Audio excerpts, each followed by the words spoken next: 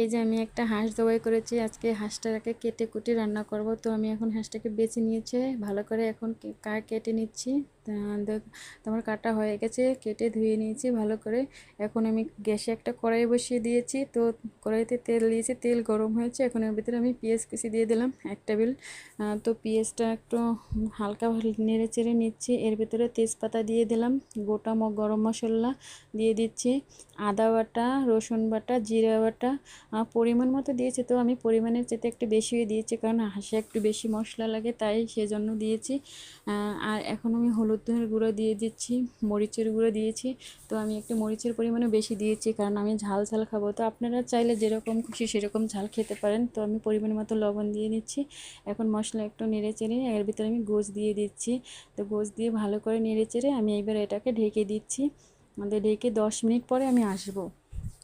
তো এই দেখুন 10 মিনিট পর আসছি, দেখুন কতটা পানি বের হয়েছে, ঝোল বের হয়েছে। এখন আমি এটাকে নেড়েচেড়ে আর একবার ঢেকে দেবো।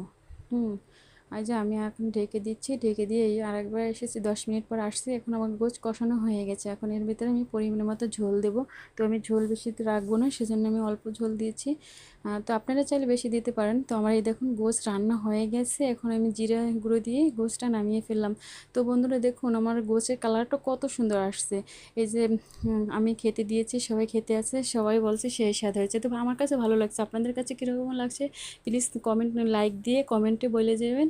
আর আজকে এ পর্যন্তই, আল্লাহ হাফেজ, আপনারা ভালো থাকবেন।